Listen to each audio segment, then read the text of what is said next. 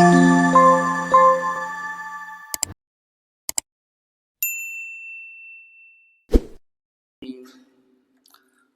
عليكم ورحمة الله وبركاته. إن الحمد لله نحمده ونستعينه ونستغفره ونعوذ بالله من شرور أنفسنا وسيئات أعمالنا. من يهده الله فلا مضل له ومن يضلل فلا هادي له.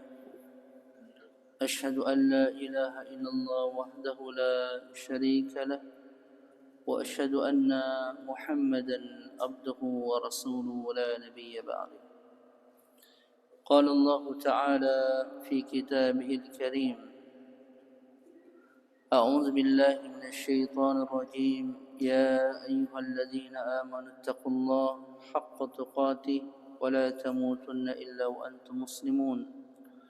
وقال عز وجل: يا أيها الناس اتقوا ربكم الذي خلقكم من نفس واحدة وخلق منها زوجها وبث منهما رجالا كثيرا ونساء واتقوا الله الذي تساءلون به والأرحام إن الله كان عليكم رقيبا. وقال عز وجل: يا أيها الذين آمنوا اتقوا الله وقولوا قولا سديدا يصلح لكم أعمالكم ويغفر لكم ذنوبكم ومن يطع الله ورسوله فقد فاز فوزا عظيما. أما بعد. Kita masuk pada pembahasan berikutnya, yakni tentang as-sajadat. Sajadat itu sujud-sujud, macam-macam sujud. Ini penting nih, ya, macam-macam sujud. Dalam Islam ada 4 macam sujud yang harus atau minimalnya dikerjakan dalam Islam, yaitu dalam kehidupan beragama seorang muslim. Ya. Sujud yang pertama namanya sujud di dalam salat 5 waktu. Sujud dalam salat 5 waktu. Apa hukumnya dia? Apa hukumnya? Rukun, berarti fardu ain, wajib. Ya. Barang siapa yang meninggalkan sujud ini, maka salatnya tidak sah, batal. Ya. Sujud yang pertama. Sujud yang kedua adalah sujud sahwi. Sujud sahwi. Terjadi sujud sahwi atau terjadinya sujud sahwi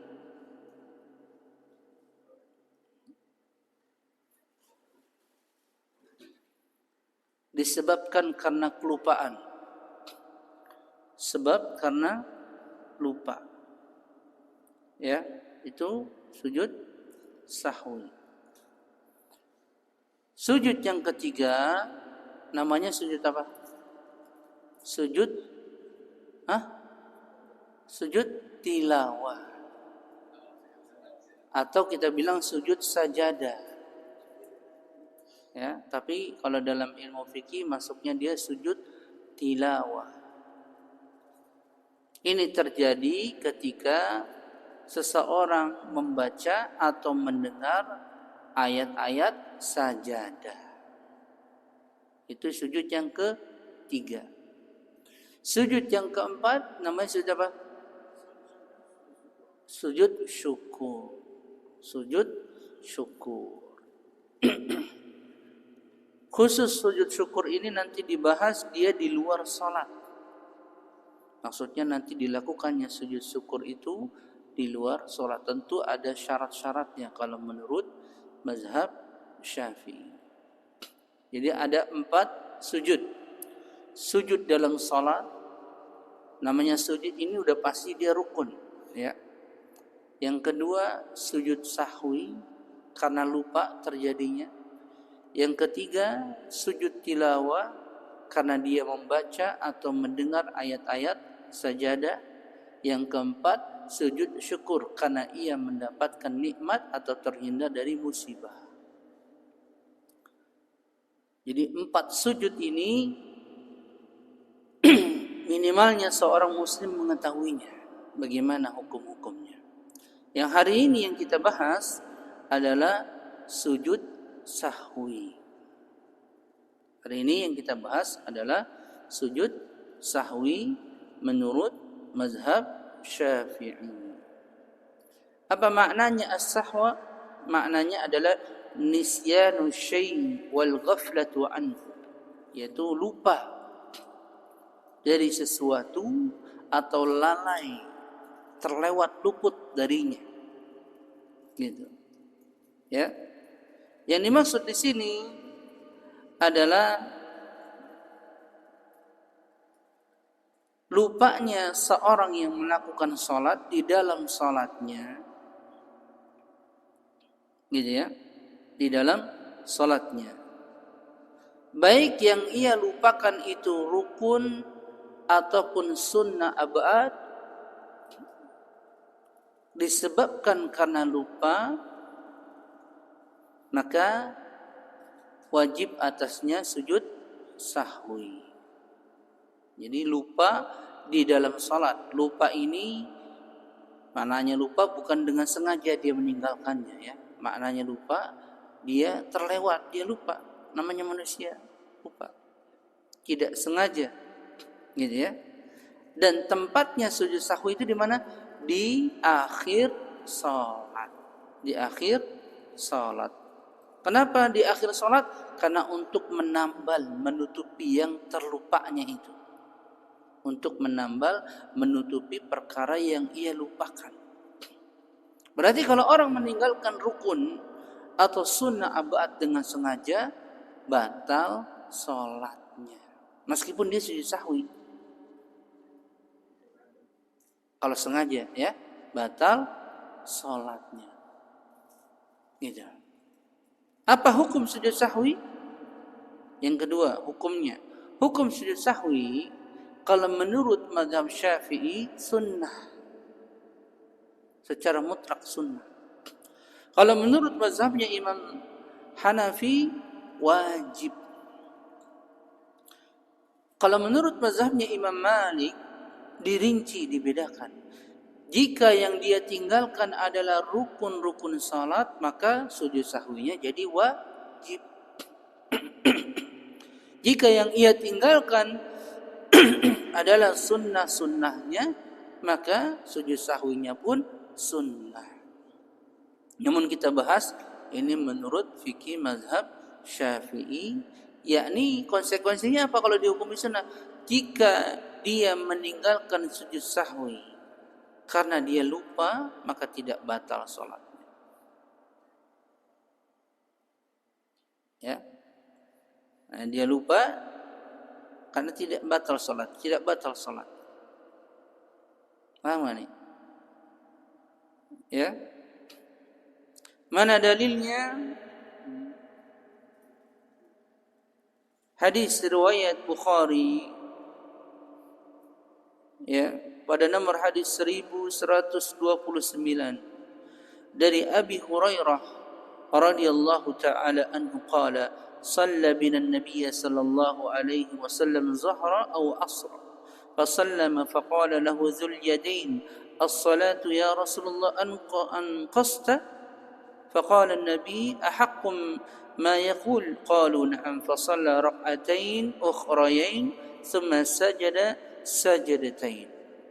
Hadis riwayat Bukhari, Nabi salat bersama kami. Ini ceritanya Abu Hurairah. Nabi salat bersama kami, salat zuhur atau salat asar. Kemudian Nabi salam pada 2 rakaat. Jadi 2 rakaat udah salam. 2 rakaat Udah sholat, faqala lahu Dzulyadain, maka berkata salah seorang sahabat Nabi yang diberi nama atau dipanggil dengan Dzulyadain. Gitu. Kata sahabat Nabi ini, anqasta, apakah sholat itu dikurangi? Gitu. Apakah sholat itu menjadi 2 rakaat? Gitu. Dalam riwayat yang lain, tidak, saya tidak mengurangi sholat. Gitu. Kemudian Nabi katakan, ahakkum ma yaqul, apakah benar apa yang dikatakan Dzulyadain? Itu Nabi bertanya kepada sahabat yang lain. Benar enggak nih bahwasanya Dzulyadain mengatakan bahwa saya salat zuhur dengan 2 rakaat? Kemudian sahabat semua mengatakan, "Na'am, benar." Kemudian Nabi berdiri lagi untuk menyempurnakan yang 2 rakaat, kemudian sujud, yaitu sujud sahwi di penghujung. Dari situ diambil hukum disyariatkannya sujud sahwi. Ya. Tapi tadi pada mazhab Syafi'i, sujud sahwi ini hukumnya sunnah. Hukumnya sunnah. Tapi pendapat yang paling benar tadi pendapatnya Imam Malik dirinci. Jika yang ia tinggalkan rukun, maka sujud sahwinya menjadi wajib. Jika yang ia tinggalkan sunnah abad, maka sujud sahwinya menjadi sunnah. Gitu. Tapi karena kita bahas mazhab Syafi'i, maka hukumnya sunnah. Hukumnya sunnah. Ya. Jelas ya? Meskipun dia misalnya lupa dalam sholatnya, lupa, namanya orang lupa, kemudian dia enggak sujud sahwi. Apakah batal sholatnya? Tidak. Paham nih kan? Tadi Anda jelaskan. Dia lupa dalam rukunnya atau dalam sunnah abaatnya. Habis salam atau penghujung salam, dia salam langsung pergi. Enggak tahu dia kekurangan dalam sholatnya. Ingat-ingat misalnya 1 jam setelahnya ada jedah yang lama, maka tidak wajib sujud sahwi. Enggak perlu. Sudah enggak perlu lagi. Tapi kalau dia lupanya sebentar, mungkin sekitar 5 menit baru keluar gerbang misalnya, saya belum sholat, belum ketinggalan 1 rakaat misalnya, maka dia balik lagi, baru sujud sahwi, sholat sempurnakan, baru sujud sahwi. Ngerti nggak nih? Maka dihukumi oleh mazhab Syafi'i kalau orang tidak melakukan sujud sahwi, meskipun dia terlupa dalam sholatnya dan telah lewat masa yang lama, maka sholatnya tetap sah. Sholatnya tetap sah. Karena ada orang lupa melakukan rukun atau sunnah abad dalam sholat, dia juga lupa mau sujud sahwi, kan gitu. Namanya orang lupa. Ya, jelas ya. Nah, itu nanti dibahas Ustaz. Sabar. Ya. Nah, pembahasan pada mazhab Syafi'i, penyebab atau sebab-sebab terjadinya sujud sahwi itu ada 4 macam. Ada 4 macam. Kalau pada mazhab yang lain itu ada cuma 3. Ada penambahan, ada pengurangan, ada keraguan. Sujud sahwi itu. Ada penambahan, ada pengurangan, ada keraguan. Ini pendapatnya kebanyakan ulama jumhur. Tapi kalau pada mazhab Syafi'i nanti dirinci ini. Ada 4 macam.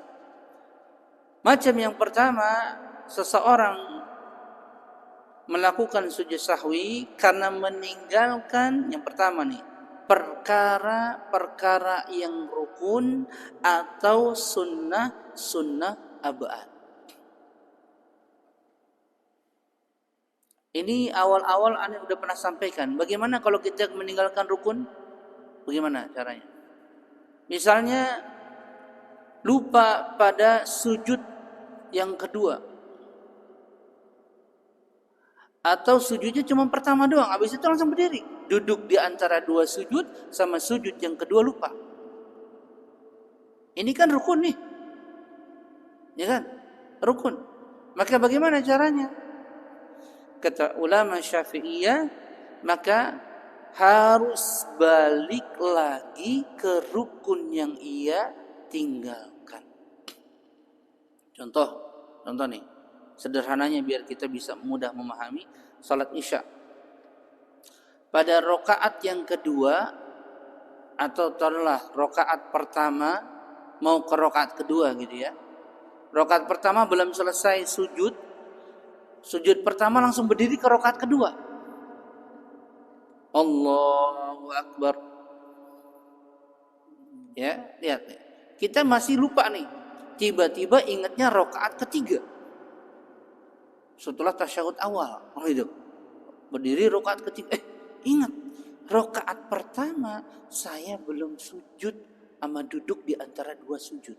Maka dia balik lagi langsung ke posisi pada rakaat pertama.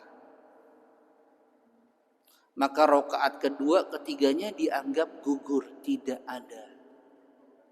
Maka ngulang lagi, tapi nggak dari awal.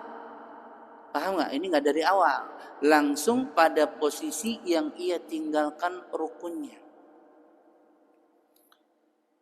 Penghujung salatnya maka ditutup dengan sujud sahwi. Kalau pada mazhab Syafi'i, sujud sahwi selalu dilakukan sebelum salam. Pada mazhab Syafi'i. Kalau pada mazhab Imam Hanafi selalu dilakukan setelah salam. Jadi kalau dia mengikuti mazhab Syafi'i, ketika setelah sempurna dari rukun yang ia tinggalkan di penghujung salatnya sebenarnya at-tahiyatul mubarak sampai fil alamin innaka hamidum majid, dia baca doa Allahumma inni a'udzubika min azabi jahannam wa min azabil qabri, baru dia sujud Allahu Akbar. Begitu. Duduk lagi di antara dua sujud. Sujud lagi karena sujud sahwi 2 kali sujud. Ya kan, sujud lagi yang kedua, baru sujud yang duduk di antara dua sujudnya ada dalam bentuk iftirash. Kalau mazhab Syafi'i duduknya bukan duduk iftirash, duduk tawarruk. Begini duduk tawarruk, tasyahud akhir. Ini mazhab Syafi'i. Baru assalamualaikum warahmatullahi wabarakatuh. Assalamualaikum warahmatullahi wabarakatuh. Ini kalau yang ia tinggalkan rukun. Berarti apa tuh? Kalau dia lupa dari duduk di antara dua sujud dan sujud yang kedua, maka dia balik lagi pada rukun yang ia tinggalkan. Meskipun sudah 4 rakaat, sudah rakaat terakhir, baru ingatnya gitu ya. Maka balik lagi, langsung posisi duduk. Maka rakaat kedua, ketiga, keempatnya batal. Karena menurut para ulama, rukun satu rakaat itu satu kesatuan yang nggak bisa ditegakkan, harus terpenuhi semuanya. Jadi biarpun rakaat kedua, ketiga, keempatnya terpenuhi, tapi karena diawali dengan rakaat pertama yang kurang 2 rukunnya, maka gugur semuanya. Begitu. Maka dia balik lagi semula pada rukun yang ia tinggalkan, kemudian di penghujungnya, penghujung salatnya tadi, dia sujud sahwi. Ngerti gak nih? Ini kalau yang rukun ia tinggalkan. Tinggal kita pahami. Yang mana? Ini sholat sendiri, berjamaah lain lagi nanti.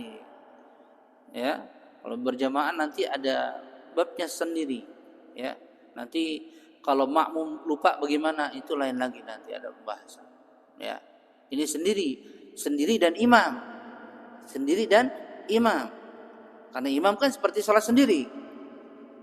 Paham gak? Cuman ada yang ikut aja di belakangnya. Gitu. Paham ya ini ya?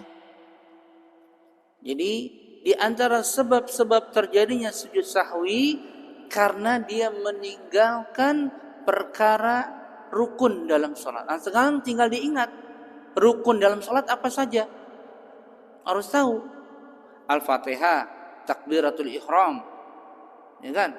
Tapi kalau takbir ditinggalkan ya sudah, ngulang lagi dari nol. Ya kan? Tapi Al-Fatihah misalnya, kemudian ruku, i'tidal, ya kan? Ini rukun nih, sujud, duduk di antara dua sujud, dia tinggalkan ini, maka dia balik lagi ke rukun yang ia tinggalkan. Kemudian di penghujung salatnya dia sujud sahwi. Jelas ya? Paham gak nih? Mana dalilnya? Hadis riwayat Bukhari, juga diriwayatkan oleh Imam Muslim dari Abdullah bin Uhainah radhiyallahu taala anhu qala sallalana Rasulullah sallallahu alaihi wasallam rak'ataini min ba'di salawat wa fi riwayah qama min isnatain min az-zuhri thumma qama falam yajlis فقام الناس معه فلما قضى صلاته ونظرنا تسليمه كبر قبل التسليم فسجد سجدتين وهو جالس ثم سلم. Ini hadis riwayat Bukhari Muslim dari sahabat Abdullah bin Buhaina bahwasanya kami salat bersama Nabi sallallahu alaihi wasallam 2 rakaat dari salat-salat yang wajib. Ya, dalam riwayat yang lain berdiri dari 2 rakaat dari salat zuhur. Summa qama, kemudian Nabi berdiri, falam yajlis, tidak duduk. Ya, faqama an-nasu ma'ah, maka manusia berdiri bersamanya. Falamma qada salatu, maka tatkala ketika selesai salatnya, wa nazarna, dan kami menunggu taslima, menunggu salamnya Nabi. Ya, kabbara qabla taslim, kemudian Nabi takbir sebelum salam. Kemudian Nabi takbir sebelum salam, yaitu sujud sahwi. Sujud sahwi dari sini.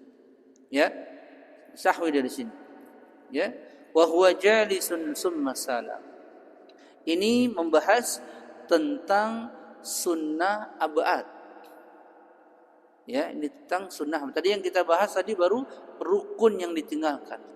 Karena yang kedua, di antara sebab sujud sahwi, dia meninggalkan sunnah abad. Ada berapa sunnah abad? Ini kemarin udah kita bahas. Ada berapa sunnah abad dalam mazhab Syafi'i? Ini sedikit, cuma ada 5. Ya, siapa yang tahu nih? Pak Ketua. Ada berapa Pak Ketua?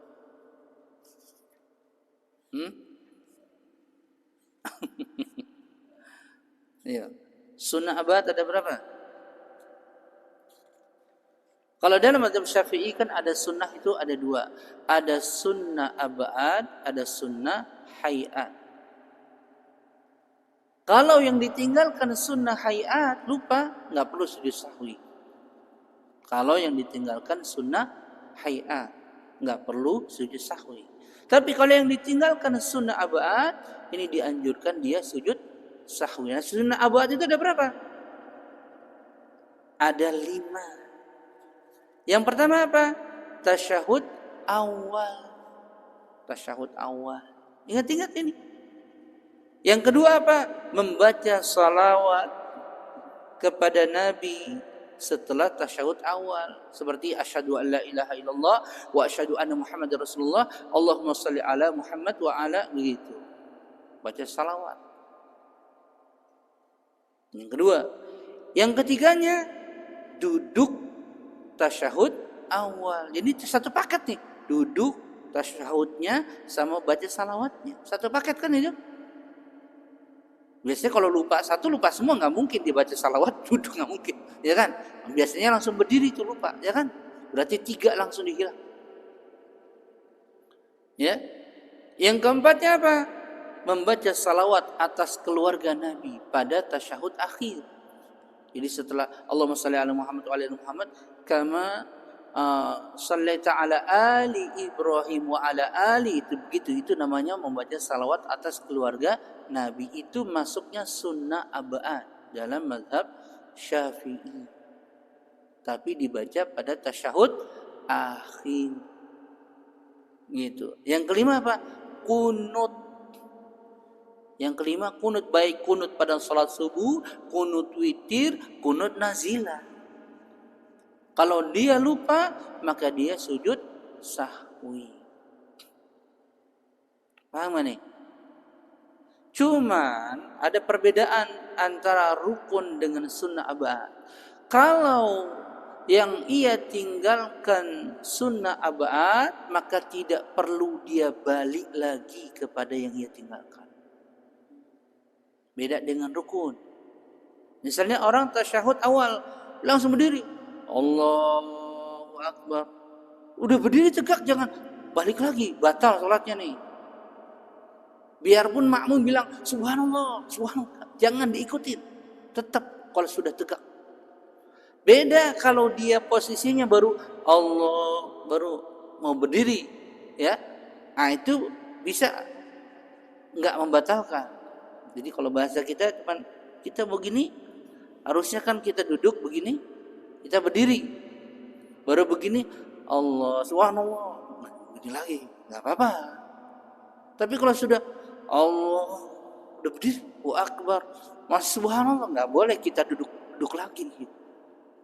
Itu batal sholat karena menambah rukun. Nanti nggak boleh, ya.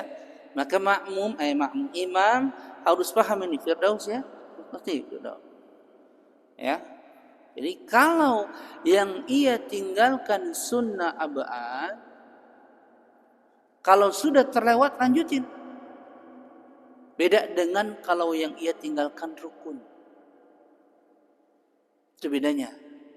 Kesamaannya sama-sama nanti ditutup dengan sujud sahwi. Sujud sahwinya kapan? Sebelum salam. Paham ya? Jadi meninggalkan rukun karena lupa, meninggalkan sunnah abad karena lupa, maka dia perbedaannya kalau pada rukun balik lagi ke rukun yang ia lupakan, kalau abad tidak perlu balik lagi. Itu doang. Setelahnya yang persamaannya sama-sama ditutup dengan sujud sahwi. Orang kunut nih, lupa. Samiallahu liman hamidah, Allahu Akbar. Kita bermadzhab Syafi'i, misal beda kalau orang yang nggak biasa kunut, yang lain. Nanti ada pembahasan kalau imamnya nggak kunut, ada nanti makmum kunut atau dia sujud sahwi, ya nggak boleh. Ini salah ini, kalau begini nggak boleh, ya. Karena maksudnya itu kalau dia sholat sendiri atau yang jadi imam lupa karena dia bermadzhab Syafi'i, maka dia wajib sujud sahwi. Itu tadi kalau dia sudah sujud, subhanallah, berdiri lagi, Allahumma adina, nggak boleh. Ya, tapi kalau dia baru mau Allah subhanallah nggak jadi, baru begini doang, maka itu nggak apa-apa, lanjutin. Itu nggak perlu sujud sahwi kalau begitu, karena masih posisinya belum berubah ke rukun yang berikutnya. Tapi kalau sudah mendekati sujud, nggak boleh dia balik lagi, berdirilah, nggak boleh. Kenapa? Karena antara sujud dengan berdiri ada gerakan ruku. Di situ nggak boleh dia menambah ruku. Kata para ulama Syafi'iyah. Sehingga itu nanti bisa membatalkan sholatnya kalau dia balik lagi. Ini kalau dia tahu hukumnya. Ya, ini kalau kita sholat sendiri atau jadi imam. Ini penting kalau sholat sendiri. Ya. Jadi yang pertama adalah di antara sebab-sebabnya terjadinya sujud sahwi, meninggalkan rukun salat dan juga sunnah abad. Ya, paham ya? Tapi kalau dia lupa pada sunnah hayat contohnya apa? Membaca doa iftitah. Contohnya lagi apa? Takbiratul zawaid pada salat Id misalnya. Ada imam pada salat Id langsung baca Al-Fatihah, salat takbir, Allahu Akbar, alhamdulillah, enggak ada takbir 7 kalinya. Kalau pada mazhab Syafi'i dia larinya kemana? Sunnah apa dia? Sunnah hayat. Berarti sunnah hayat tidak perlu lagi dia balik. Lanjutin aja bacanya Al-Fatihah. Jangan waladhdallin lupa. Allahu Akbar, Allahu Akbar. Kacau nanti begini. Paham ya? Jadi kalau pada sunnah hayat tidak dianjurkan untuk sujud sahwi. Kalau dilakukan sujud sahwi, bolehkah? Boleh, tidak masalah, boleh. Tapi tidak didapati riwayatnya dalam hadis-hadis Nabi. Yang dapat riwayatnya dari hadis Nabi cuman tadi sunnah abad sama sunnah sama rukun salat. Itu sebab yang pertama, karena terjadinya atau meninggalkan perkara-perkara yang diperintahkan, baik rukun-rukun salat ataupun sunnah-sunnah abad. Paham ya? Ini kita bahas menurut mazhab Syafi'i. Kalau mazhab Syafi'i enaknya tuh kalau sunnah abad tuh cuma 5, nggak pusing. Kalau pada mazhab yang lain, sunnah abad itu namanya wajib-wajib sholat. Banyak gitu, ada sampai 15 sampai 17. Gitu. Kalau di kita enak, nggak mumet. Ya, mudah di situ. Yang kedua adalah asyakku fi adadi ma ata bihi min ar-raka'at. Ini tadi yang ditanyakan oleh Pak Jalal. Ragu pada jumlah bilangan rakaat. Ragu pada jumlah bilangan rakaat. Ya. Di sini dirinci kata para ulama, jika misalnya nih kita mau rakaat ketiga atau rakaat ketiga mau keempat, ketika kita belum berdiri kita ada keraguan ini ketiga apa keempat, gitu. Tapi kita tuntaskan, kita yakini sebelum selesai pada rukun yang berikutnya ini rakaat keempat, maka tidak perlu sujud sahwi. Karena sudah pasti, sudah memantapkan hati. Ya. Tapi jika keraguannya itu setelah rakaat keempat, jadi rakaat ketiga mau keempat, dia bingung nih rakaat berapa. Setelah dia berdiri baru dia, ini kan udah rakaat 4, benar nih. Ingatnya sudah berdiri, maka sujud sahwi. Karena ingatnya setelah melewati rukun yang berdiri, yang dari sujud mau berdiri, ingatnya ketika itu. Ya, paham gak nih? Jadi kalau kaitannya dia ragu pada jumlah rakaat salat yang ia kerjakan, apakah salatnya 3 rakaat atau 4 rakaat, gitu ya? Maka kalau dia ingatnya memastikan, dia bisa pastikan sebelum dia berdiri, oh ini memang udah 4 rakaat misalnya gitu ya, maka tidak perlu susah karena belum berpindah dari rukun berdirinya, dari rukun sujudnya. Ya. Tapi kalau sudah terlewat itu, meskipun rakaatnya benar, nggak ada penambahan gitu ya, nggak ada pengurangan. Meskipun rakaatnya benar, maka dia sujud sahwi karena ingatnya ketika sudah berdiri. Karena ingatnya ketika sudah berdiri Allahu Akbar. Ini rakaat 4 dalam hatinya itu dia bicara. Maka ketika itu sujud sahwi. Kemudian timbul begitu pertanyaan berikutnya, kalau dia tidak bisa menguatkan, membedakan mana jumlah rakaat berapa? 4 apa 3? Yang mana? Bingung. Maka ambil yang paling kecil. Begitu caranya. Ya. Ini kalau dia ragu dengan, jadi keraguan pada seseorang ada 3 macam. Kalau dia bisa menguatkan pendapat yang paling kuatnya, maka aman, beres. Gitu. Saat itu bisa hilang keraguannya. Gitu. Yang kedua, keraguannya bimbang, ragu-ragu, ini mana nih? Hatinya bingung. Udah rakaat ketiga apa keempat? Ketiga keempat. Namanya manusia pikirannya kemana-mana. Ya kan? Apalagi kalau lagi ada masalah. Ya kan? Kemana-mana pikirannya. Maka ambillah rakaat yang ia yakini yang paling kecil. Begitu caranya. Ya, tapi dia tetap sujud sahwi. Jelas ya?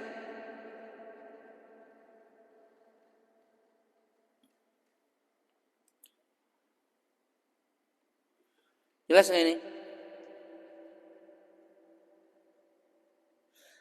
Mana dalilnya?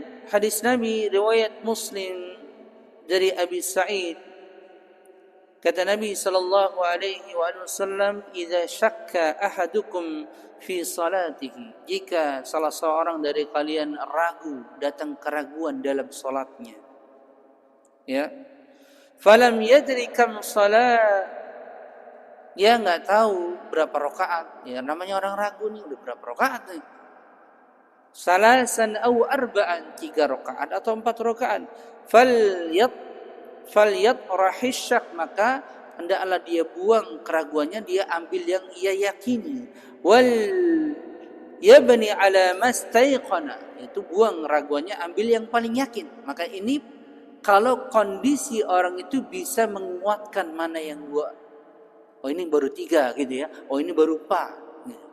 Tapi kalau dia bimbang dua-duanya bagaimana? Maka diambillah yang paling sedikit. Dia nggak bisa menguatkan mana yang kuat gitu, ya, karena begitu stresnya, misalnya begitu semuanya pikiran bingung, gitu, ya. Maka ambillah yang paling sedikit. Summa yasjudu sajadatain, kemudian dia sujud dengan 2 sujud. Qabla an yusallim, sebelum dia salam. Ini mazhab Syafi'i ini, ya, sesuai dengan mazhab Syafi'i. Fa in kana shalla khamsan syafa'na lahu salatah. Jika ternyata salatnya 5 rakaat, maka Allah tutupi dengan sujud sahwinya itu. Gitu ya. Sujud sahwinya ditutupi dengan sujud sahwinya itu. Wa in kana shalla itmaman li arba'a kanata targhiban lisyaitan. Jika salatnya telah sempurna 4 rakaat, maka itu akan menjengkelkan syaitan dengan sujud sahwinya itu. Jadi sujud sahwi ini penting ketika seseorang ragu di dalam salatnya, ya, maka dia sujud sahwi di penghujung. Tadi ya, kalau dia tidak bisa menguatkan keraguannya berapa rakaat, maka ambil yang paling kecil, baru kemudian dia sujud sahwi. Kalau dia bisa menguatkan rakaatnya yang beranya, ketika dia sudah berdiri, oh ini 4 rakaat benar gitu tadi saya bilang, maka dia tetap sujud sahwi. Jelas nggak nih Pak Jala?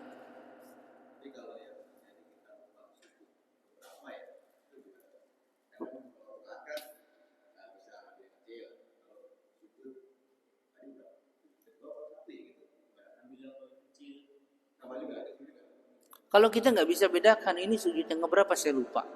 Dalam sholat masih ini ya kasusnya ya, maka ambil yang paling sedikit. Begitu. Ya, itu kaitannya dengan sujud sholat. Jelas ya? Kemudian jika lupanya itu datang setelah sholat, maka jangan dianggap, kata para ulama. Iya, habis sholat dihembuskan namanya, kamu tadi nggak lupa, kamu tadi lupa baca ini, lupa baca ini. Kita yakin udah sholat sempurna, maka jangan dianggap, nggak perlu ulang lagi sholat. Kecuali benar-benar ada keyakinan kita nggak takbiratul ihram misalnya, ya. Tapi kalau itu biasanya was-was setan dibisikkan habis sholat, kamu kurang ini, kamu kurang, jangan ditanggapi, ya, jangan ditanggapin karena itu perbuatan setan. Iya. Kecuali ada yang menguatkan kita, misalnya tadi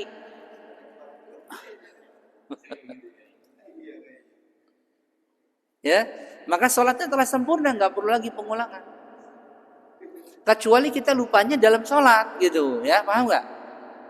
Tapi kalau udah sholat, kita lagi sholat nggak ada masalah, tiba-tiba habis sholat dibuat kamu belum bisa ngerjakan, itu bisikan setan, was-was dari setan, kamu belum baca ini, belum baca gitu.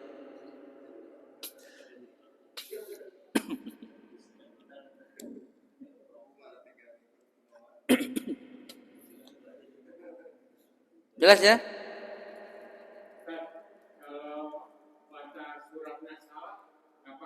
Surat itu hukumnya apa? Gitu dulu. Jangan tanya nggak apa-apanya, hukumnya apa dulu? Surat apa ini? Iya, surat apa?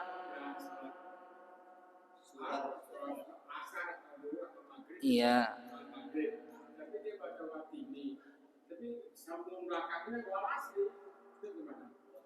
Sekarang kalau selain Al-Fatihah, apa hukumnya? Sunnah apa dia? Sunnah hayat. Enggak dibaca aja enggak apa-apa, apalagi dibaca salah. Nah, itu lain lagi. Kalau sudah salah ya tentu dia langsung sujud, langsung ruku. Atau dia baca surat yang ia yakini hafal. Tapi kalau ditanya apakah sujud sahwi? Enggak. Enggak. Gitu. Ya, kata tadi saya bilang yang ditinggalkan terjadi sujud sahwi cuma dua, rukun sama sunnah abad. Ini ingat yang sunnah abad sama rukunnya apa? Yang penting nih, ini ilmu nih, karena kita kan hari-hari sholat 5 waktu nih, ya, jangan sampai salah nih, gitu. Jelas ya? Kemudian yang berikutnya yang keberapa tuh? Ketiga ya. Irtikabu fi'lu manhi anhu sahwan, yaitu melakukan perkara yang dilarang dalam sholat karena lupa, bukan karena sengaja. Kalau sengaja batal.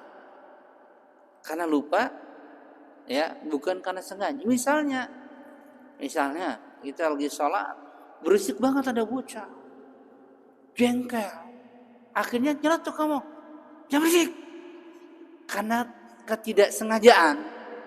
Misalnya gitu ya, ini ketidaksengajaan ya. Kalau sengaja batal sholatnya. Ya kadang-kadang orang jatuh ketiban dari atas nih, dia ucapkan sesuatu, astagfirullah, bisa nggak begitu?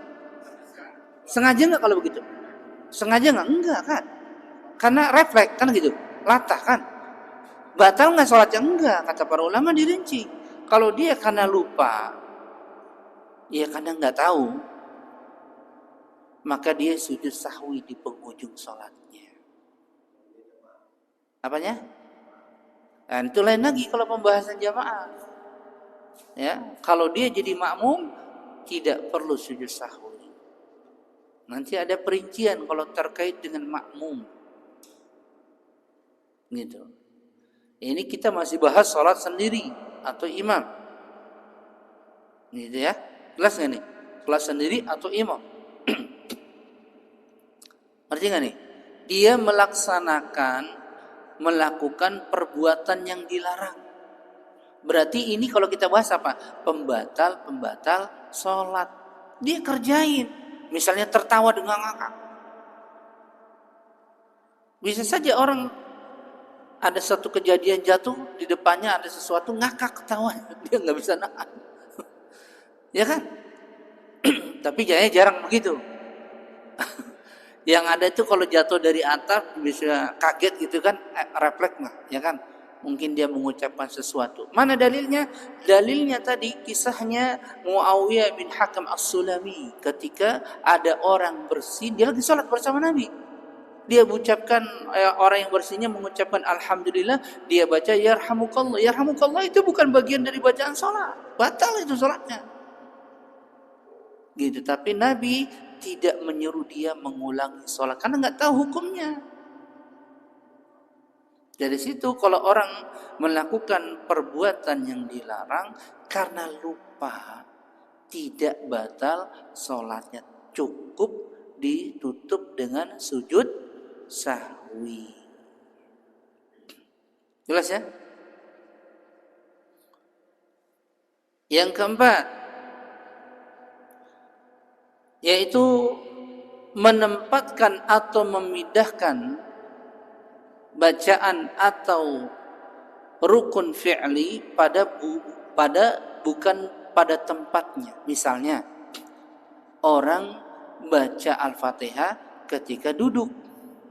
Karena saya baca Al-Fatihah berdiri nih, dia duduk di antara dua sujud, dia baca Bismillahirrahmanirrahim, Alhamdulillahirrahmanirrahim. Kan gitu. Ya ini pun pasti karena lupa biasanya, ya kan? Nggak mungkin sengaja, ya kan? Atau ketika tasyahud awal bacanya Al-Fatihah. Ada nggak begitu? Ada, banyak. Jadi itu. Ya. Atau dia kunut ketika ruku, harusnya i'tidal ketikanya kunut kan gitu. Dia ruku, Allahu Akbar, Allahumma dini. Namanya manusia lupa, bisa terjadi.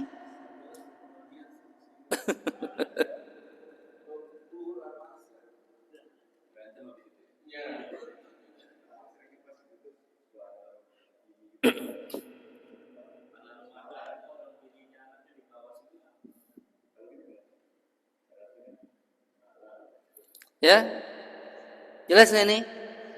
Jadi yang keempat, dia melakukan bacaan rukun atau bacaan yang bukan pada tempatnya. Ingat ya, ini rukun sama sunnah aba'ah. Tapi kalau dia tertukar pada sunnah-sunnah hayat, misalnya dia ruku bacanya subhana rabbil a'la, atau dia sujud subhana rabbil azim, maka ini enggak berpengaruh. Karena itu sunnah-sunnah hayat menurut mazhab Syafi'i. Tapi yang lupa di sini bukan menempatkan pada tempatnya, pada rukun dan sunnah aba'ah. Duduk di antara dua sujud baca at-tahiyatul mubarakatuh misalnya. Ya kan? Bisa saja. Maka yang seperti ini dia tambal pada penghujung sholatnya dengan sujud sahwi. Jelas ya? Dia tambal penghujung sholatnya dengan sujud sahwi. Terus yang terakhir, bagaimana kaifiyat sujud sahwi? Kaifiyat sujud sahwi adalah kalau pada mazhab Syafi'i ya, setelah kita misalnya tasyahud akhir, karena kan sunnahnya kan tasyahud akhir sujud sahwi sebelum salam. Sebelum baca fil alamin innaka hamidum majid, gitu ya. Baru kemudian kita baca doa Allahumma inni a'udzubika min azabi jahannam. Baru kita jangan salam, langsung Allahu Akbar. Ketika sujud yang pertama, maka baca cuman subhana rabbiyal a'la. Boleh sekali, dua kali, atau tiga kali. Seperti sujud dalam sholat. Adapun bacaan subhana man la yanamu wa la yashu, ini dibantah oleh Al-Imam An-Nawawi, tidak didapati riwayat yang kuat dari sabda Nabi tentang bacaan itu. Maka kata Imam An-Nawawi dalam kitabnya Syarh Al-Muhazzab, dikembalikan bacaan seperti di dalam salat, yaitu sujud di dalam salat bacaannya apa? Ada beberapa bacaan, subhana rabbil a'la subuhun quddus gitu ya. Ya paling gampang lah subhana rabbiyal a'la. Kemudian sujud pertama subhana rabbil a'la, duduk. Baca seperti baca duduk di antara dua sujud. Rabbil firli warhamni gitu. Baru sujud lagi yang kedua, subhana rabbil a'la subhana. Baru duduk tawarruk begini, tasyahud akhir, assalamualaikum warahmatullahi assalamualaikum begitu. Ya. Kalau sujud sahwi setelah salam, fil alamin innaka hamidum majid, Allahumma inni a'udzubika min azabi jahannam wa min azabil qabri, assalamualaikum warahmatullahi. Baru kita takbir lagi, Allahu Akbar. Gitu. Kalau sujud sahwi setelah salam, Allahu Akbar, duduk di antara dua sujud. Bacanya tadi sama. Sujud lagi Allahu Akbar. Baru Allahu Akbar, assalamualaikum warahmatullahi assalamualaikum. Dua kali. Kalau setelah salam, tetap diakhiri dengan salam. Kalau pada mazhab Syafi'i. Cuman kan kalau di dalam sholat cuma sekali, ya kan gitu. Ya kan? Yaitu salam terakhirnya itu. Tapi kalau setelah sholat, dua kali. Salam pada yang pertama, salam dalam sholat. Salam yang kedua, salam setelah sujud sahwi. Jelas ya? Ngerti gak nih? Kemudian ada beberapa catatan. Nah ini yang tadi kita bahas tadi, ada beberapa pertanyaan. Yang pertama, mau dilakukan sujud sahwinya sebelum atau setelah salam, ini tidak ada perselisihan ulama, boleh, ijma ulama sepakat. Meskipun pada mazhab Syafi'i itu dilakukan menurut mazhab Syafi'i sebelum salam. Tapi jika orang menyengaja sujud sahwinya setelah salam, sah, nggak ada masalah. Jadi perbedaan ini namanya perbedaan afdoliyah, mana yang lebih utama. Kalau menurut mazhab Syafi'i yang lebih utama sebelum salam, bukan terkait dengan syaratnya. Paham nggak? Kalau syarat disyaratkan maka itu batal kalau setelah salam sujud sahwi gitu. Tapi ini afdholiyah karena riwayat yang datang sampai kepada kita dari hadis-hadis Nabi, Nabi melakukan kadang-kadang sujud sahwi sebelum salam, kadang-kadang setelah salam. Jadi bebas maksudnya. Itu catatan yang pertama pada sujud sahwi. Catatan yang kedua tadi, jika dia setelah salat sudah sempurna salatnya, dihembuskan oleh syaitan, oh kamu yang kurang, ada yang kurang bacaannya, maka jangan dianggap, jangan dipikirin, jangan lewat aja udah, nggak usah diperdulikan, cuekin aja. Kecuali lupanya dalam salat, gitu. Ya, ini penting nih. Yang ketiga, dalam salat jenazah tidak ada sujud sahwi meskipun dia lupa rukunnya. Misalnya dia lupa baca Al-Fatihah karena rukunnya kan diantaranya kan takbir yang pertama Al-Fatihah. Dia lupa tuh. Sujud sahwi nggak boleh kata para ulama. Karena di salat jenazah tidak disyariatkan ruku dan sujud. Jangankan sujud, ruku aja nggak ada. Itu yang ketiga catatannya. Jadi kalau ada orang sholat jenazah tiba-tiba sujud sahwi, wah ini kebangetan gobloknya. Tapi bisa saja namanya manusia. Bisa saja. Yang keempat ini yang dibahas tadi sama Pak Jalal. Bagaimana makmum? Jika makmum dia sholat berjamaah bersama imam, makmumnya lupa, Al-Fatihahnya lupa, bacaannya lupa, tapi dia ngikuti gerakan. Jadi cuman takbir Allahu Akbar, tau-taunya udah tasyahud akhir. Udah tasyahud, pikirannya udah kemana-mana. Berarti kan itu nggak baca ini, nggak baca itu kan banyak tuh. Maka tidak perlu sujud sahwi. Ya, karena dia makmum, karena Nabi bersabda al-imamu dhamin, imam itu penjamin. Imam yang menjamin salatnya makmum. Kan banyak tuh kalau makmum begitu tuh. Ikutin aja gerakan. Tahu-taunya sudah salam. Karena kepikiran kemana-mana. Namun kata para ulama nih, perhatikan. Ya, kalau makmumnya masbuk. Dengar ini. Kalau makmumnya masbuk. Perhatikan. Dia tertinggal. Datangnya belakangan. Makmumnya masbuk. Imam sudah salam. Misalnya dia masih kurang 3 rakaat. Misalnya sholat isya lah. Ya, lihat perhatikan. Kurang 3 rakaat dia berdiri sholat sendiri, lupa pada yang 3 rakaat dia sujud sahwi. Jika makmum masbuk datang bersama imam selesai, dia nggak ada yang lupa. Kan tapi sholat sendiri tuh nanti, ya kan? Menyempurnakan, ternyata lupa dalam sholat sendirinya, mungkin lupa Al-Fatihahnya, ya, maka dia sujud sahwi karena dia sudah sholat sendiri, sudah nggak bersama imam lagi. Paham nggak nih? Maka dia sholat sendiri, maka dia sujud sahwi. Kalau dia makmum yang masbuk, yaitu setelah imam salam dia masih berdiri. Ada nggak begitu?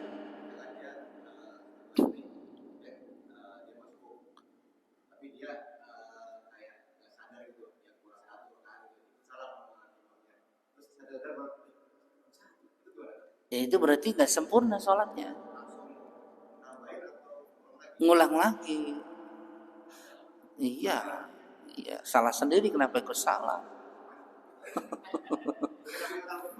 Karena kalau orang sudah salam, ya sudah terputus sholatnya. Beda kalau dia ingatnya masih sebelum salam. Kan ikut salam. Kalau assalamualaikum warahmatullahi wabarakatuh, ya sudah batal sholatnya, sudah selesai.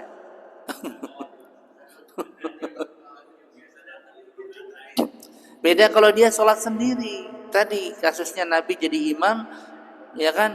Habis sholat ditegur, ini salah nih, maka dia berdiri Nabi.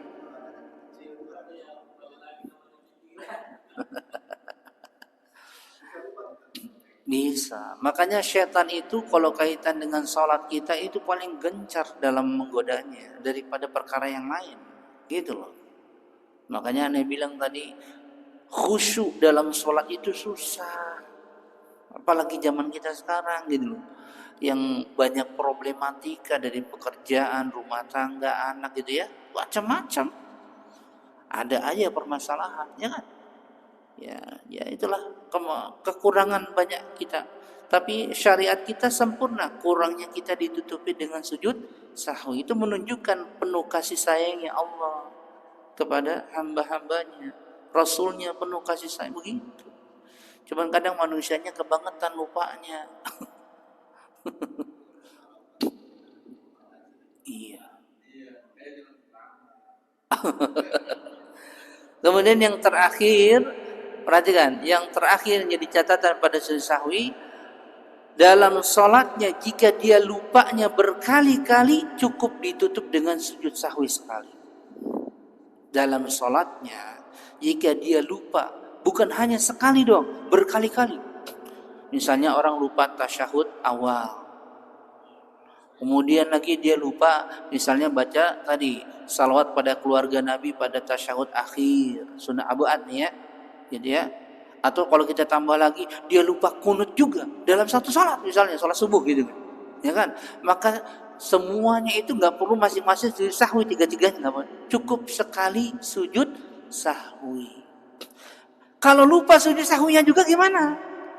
Sudah lupa juga sujud sahwi. Tadi pada mazhab Syafi'i, jika berlalunya masa lewat gitu ya lama, maka tidak perlu lagi dia sujud sahwi. Sudah sah salatnya.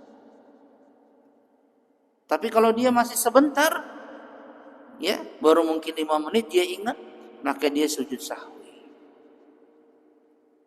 Gitu. Makanya tadi pada mazhab Syafi'i hukumnya hanya sunnah. Karena kalau sunnah kalau sudah terlewat, kan namanya orang lupa. Kan orang lupa lewat. Ingatnya baru 1 jam kemudian. Tadi saya nggak baca. Sudah di mobil atau sudah di jalan kan gitu misalnya. Maka tidak perlu dia melakukan sujud sahwi. Jelas ya? Paham gak nih? Ada pertanyaan nggak? Tadi saya mau bahas sujud tilawah, tapi nantilah. Mungkin minggu depan, insya Allah. Sujud tilawah sama sujud syukur. Sujud tilawah nanti ada persyaratan. Sujud syukur juga demikian. Kalau pada mazhab Syafi'i ada syarat-syarat yang harus dipenuhi. Jadi kita bahas hari ini sujud sahwi. Jadi poin-poin yang penting pada sujud sahwi apa? Kalau pada mazhab Syafi'i terjadinya sujud sahwi karena 4 perkara. Yang pertama meninggalkan perkara-perkara yang diperintahkan, yaitu rukunnya atau sunnah aba'ah. Yang kedua ragu dalam jumlah rakaatnya. Yang ketiga mengerjakan perkara-perkara yang dilarang. Ya. Yang keempat, memindahkan bacaan yang bukan pada tempatnya, yaitu kaitannya dengan rukun sama sunnah aba'ah. Ingat ya, ini rukun dengan sunnah aba'ah. Itu 4 perkara. Kalau pada mazhab yang lain cuma 3 tadi. Penambahan, pengurangan sholat, ragu itu. Mazhab Syafi'i lebih dirinci. Ya. Dia masuk pada asyak fi adadi ma atabihi minar rakaat. Tapi yang lainnya banyak.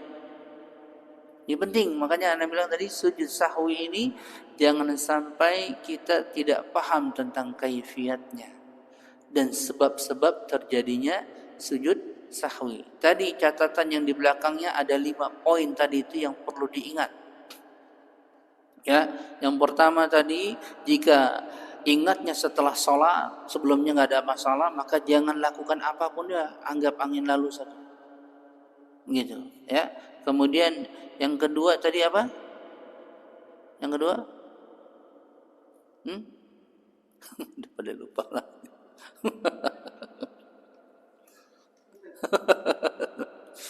Ya. Yang kedua apa tadi?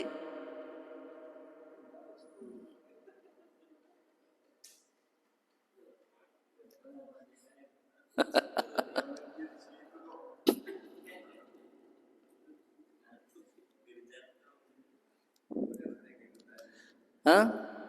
Apa nih?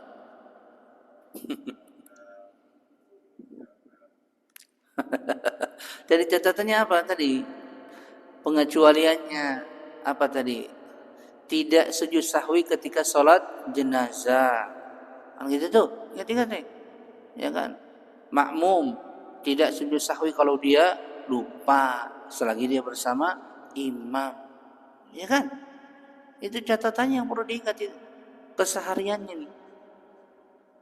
Kemudian yang ketiganya, yang keempatnya apa tadi ya? Lupaannya berkali-kali cukup dengan sekali sujud sahwi. Kan begitu tuh. Ada pertanyaan nggak? Firdaus ngerti nggak Firdaus? Firdaus imam kita di sini harus benar-benar faqih, ya Firdaus. Iya, nggak apa-apa kan kita belajar bersama. Pak Ketua juga harus benar-benar. Pak, ya.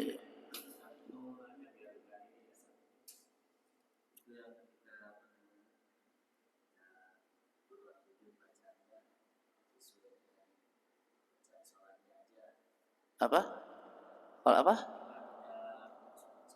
Ah, dengan bacaan, ya. Ah. Subhanalladzi la yanamu wa la yashu.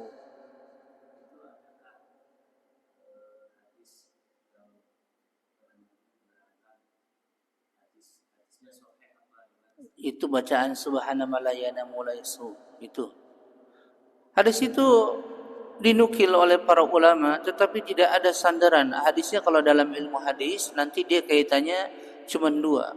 La aslalahu atau maudhu, hadis yang lemah. Maudhu ada rawi yang di dalamnya hadis rawi yang tertuduh dusta. Atau la aslalahu, jika dicek sanadnya enggak didapati, ini cuma perkataan ulama. Makanya dibantah oleh Al-Imam An-Nawawi. Imam Nawawi salah seorang pembesar mazhab Syafi'i dan ulama ahli hadis sekaligus. Fikihnya mazhab Syafi'i pembesarnya dan ulama ahli hadis. Kata Imam An-Nawawi menjelaskan bacaan subhana man la yanamu wa la yashu, meskipun ini dinukil oleh sebagian ulama-ulama Syafi'iyah kami, kata Imam Syafi'i, Imam Nawawi, tetapi kalau dicek sanadnya, periwayatannya tidak didapati, kata Imam An-Nawawi. Sehingga kata Imam Nawawi, maka dikembalikan bacaannya seperti dalam sujud salat. Itu kan lebih mudah, ya kan? Dikembalikan bacaannya dalam sujud salat. Begitu.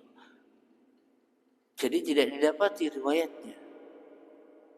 Kalau antum bisa dapat riwayatnya bagus, maka cek sanadnya, rawinya. Apakah dia benar-benar diriwayatkan dalam kutubus sita atau tidak? Bukhari kah, Muslim kah, Abu Dawud, Tirmizi, An-Nasai, Ibnu Majah, atau ternyata itu hanya perkataan-perkataan ulama. Begitu Firdaus. Ya. Tapi itu yang masyhur di kalangan kita, kalau sujud sahwi bacaannya subhana man la yanamu wa la yashu. Begitu. Masyhur memang, tetapi kalau kita tanyakan sandaran riwayatnya tidak dia dapati. Berarti Nabi dalam sujud sahwi juga enggak ada riwayatnya, bacaannya apa? Enggak dapat riwayatnya. Sehingga para ulama menghukumi apa?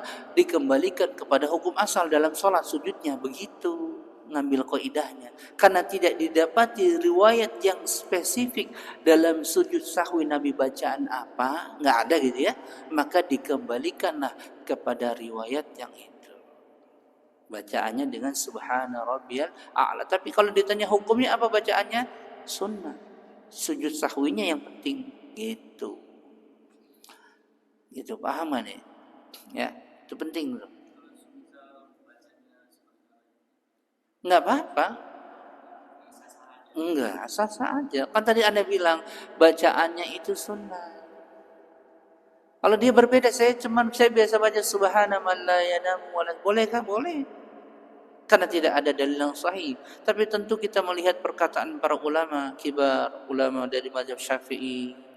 Mana yang paling mu'tamad? Mu'tamad itu yang pendapat yang masyhur, yang kuat. Misalnya para ulama berselisih pada mazhab Syafi'i mana pendapat yang paling kuat?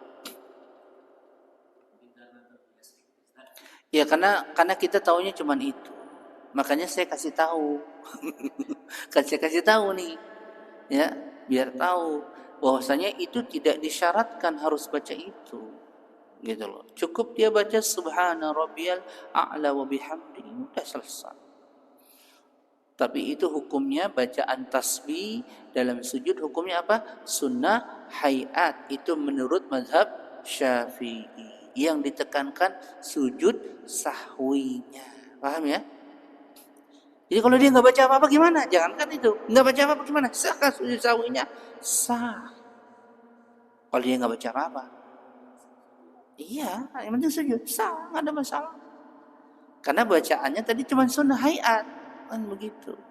Tapi kalau dia mengambil pendapatnya Imam Ahmad, maka bacaannya wajib, nggak boleh, harus dibaca.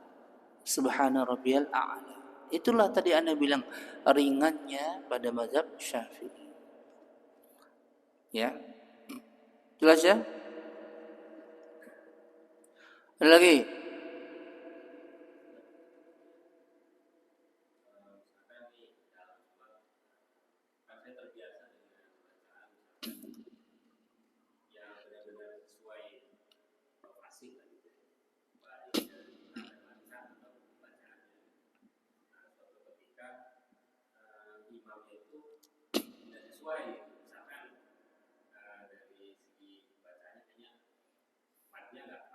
Hmm.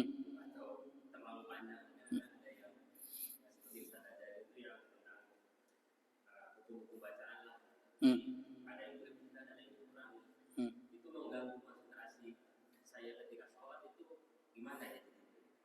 Antum sebagai makmum gitu maksudnya.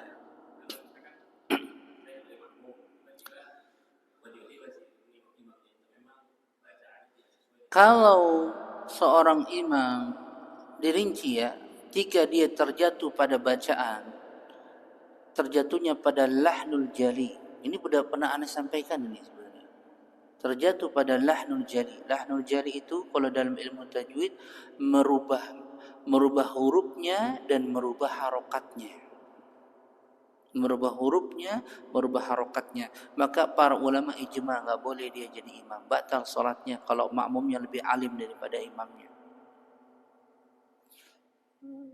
Ya, tapi kalau kesalahannya pada lahnul khafi, kurang gunnahnya, kurang ikhfa'nya, kurang izharnya, maka ini nggak ada masalah. Ya, tidak batal. Kemudian kalau yang salahnya pada surat-surat pendek, maka ini nggak ada masalah juga karena dia sunnah hayat. Tapi kalau salahnya pada Al-Fatihah itu baru beda, dia termasuk rukun. Jadi antum harus rinci kalau salahnya pada Al-Fatihah dan kesalahannya pada lahnul jali maka nggak boleh jadi imam. Tapi kalau salahnya dia pada surat-surat pendek, yaitu setelah baca Al-Fatihah, ya harusnya misalnya mat lazim dibaca 6 dibaca cuma 2, mat jaiz dibaca 4 dibaca cuma 2, gitu. Maka yang seperti ini nggak ada masalah, nggak apa-apa. Karena itu sunnah hukumnya. Tetapi tentu yang jadi imamnya nggak boleh terus-terusan begitu. Dia harus belajar. Harus ada yang menegur. Kalau makmumnya ada yang lebih ngerti. Kalau mazhab Syafi'i itu susahnya kalau makmumnya lebih alim daripada imam, ternyata imamnya salah pada lahnul jali, dia tahu nih makmum batal, itu makmumnya bukan imam yang batal. Itu masalahnya. Gitu. Dia harus mufaraq, kata mazhab Syafi'i, harus memisahkan sendiri langsung. Tapi kalau dia benar-benar mengetahui itu kesalahannya pada rukun-rukunnya, terutama pada Al-Fatihah, dan dia jelas-jelas tahu ini pada lahnul jali. Tapi kalau baru dugaan, nggak usah, tetap sholatlah bersama imam. Begitu. Harus yakin dulu, hukum itu jangan dibangun di atas keraguan. Yakin dulu. Begitu. Ya. Itu jawabannya. Jadi dirinci. Allah yang antum baca misalnya Al-Fatihah, maka salah dia. Lahnul jali. Misalnya pada waladdallin itu kan hukumnya mad lazim musaqqal kilmi. Dibaca dengan 6 harokat. Dibaca cuma 4 atau baca 2. Waladdallin. Begitu misalnya. Lamnya enggak ditasydid lagi. Lam ditasydid itu ada hukum nabr dalam ilmu tajwid. Dia enggak dinabr, itu salah lagi, fatal. Maka yang seperti ini kalau makmumnya tahu gitu ya, maka dia enggak boleh sholat. Tapi juga jangan ngomong sama orang, nanti jadi fitnah. Bahwa kalau dia ngomong sama orang nanti dibalas, udah antum aja jadi imam, dia malah enggak datang-datang, kan repot malah. Karena ada orang yang alim ketika dipinta enggak mau malah. Paham enggak? Untuk bantu kita di sini malah ngilang. Sehingga akhirnya jamaah yang melihatnya kepada orang yang sering datang siapa. Gitu loh. Jadi nggak disalahkan 100%. Nggak boleh salahkan imam, ya kondisinya begitu mau gimana. Ya kan begitu. Kecuali di satu tempat yang sudah ada imam rawatib. Kalau di sini alhamdulillah sudah ada Firdaus. Alhamdulillah bacaan bagus. Ya, tinggal nanti perhatikan kalau Firdaus itu pada hukum-hukum makharijul huruf dan sifatul huruf. Makharijul huruf, sifatul huruf. Begitu. Kemudian hukum-hukum mat itu juga penting. Tapi ini untuk imam. Kalau makmum ya santai saja. Bacaan salah nggak baca Al-Fatihah juga nggak ada masalah. Sampai lupa juga tahu-taunya udah salam juga tadi nggak ada masalah. Sudah dijamin imam. Tapi imam yang berat sih. Kalau dia salah sedikit maka dia menanggung dosanya. Makmum biar bagaimana kondisinya nggak bakalan dosa dia. Makanya aneh kadang-kadang secara pribadi enakan jadi makmum daripada jadi kalau jadi imam itu bebannya berat. Tapi kalau kita mundur kemudian yang maju orang yang lebih bodoh nggak boleh juga. Paham nggak? Kalau kita mundur ternyata yang maju orang yang berantakannya nggak boleh. Nggak boleh ya. Karena ini kaitan dengan agama, bukan enak nggak enakan gitu, nggak bisa. Gitu. Makanya DKM harus memperhatikan mana yang paling utama, yang paling fasih dalam dijadikan imam. Siapa di antara jamaahnya? Begitu dulu. Ya. Jelas nggak nih, Pak Didi? Ada lagi? Ya.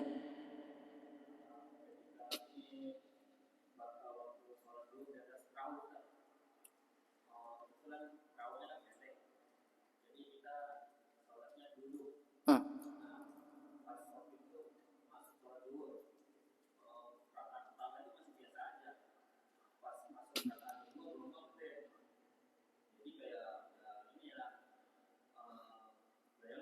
Ya.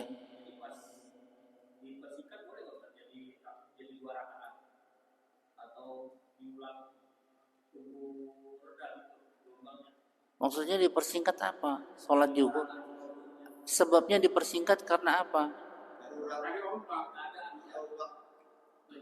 Nggak boleh. Bukan begitu caranya. Itu kondisi kalau orang lagi safar, baru diringkas 2 rakaat. Tapi kalau kita sholat di perahu, yang ada sholat sesuai kemampuan, nggak bisa berdiri duduk, begitu. Bukan diringkas jadi 2. Kecuali antum lagi safar ya iya 2. Tapi kalau antum sholat berdiri masih bisa sempurna rakaat pertama, tapi tiba-tiba rakaat kedua goyang, maka antum duduk, tetap rakaatnya 4 rakaat. Tidak berkurang. Ah? Boleh karena kan kondisinya. Nggak ada masalah ya seperti itu mah, nggak ada masalah. Kondisinya demikian, tapi nggak boleh diringkas, dikosor. Kosor itu terjadi ketika kita dalam safar. Kalau selain safar nggak boleh kosor. Gitu. Kalau antum naik perahu ya pulang kampung ke Sumatera, ya itu namanya safar, ya kosor. Gitu, ya. Gitu. Tapi sholatnya tetap 4 rakaat kalau kita nggak safar. Cuman posisi kita jadi duduk. Nggak bisa duduk berbaring. Namanya goyang-goyang gimana kan gitu. Apalagi kalau perahu kecil. Gitu. Sesuai kemampuan kita saja. Yang kita bisanya apa? Kalau berdiri bisa terpental gitu. Jangan. Tapi tidak dikosor ya. Tidak dikosor. Ya, tidak dikosor. Karena kosor itu para ulama sepakat itu hanya terjadi pada safar. Baru nanti para ulama berselisih batas safar itu berapa. Itu perselisihan ulamanya nanti di situ. Gitu. Adapun kalau kita nggak safar hanya boleh jamak. Jamak boleh kalau lagi sibuk ada urusan gitu ya, boleh jam, tapi sholatnya tetap 4 rakaat. Nggak ada yang dikurangi, cuman digabung aja. Ya, cukup ya.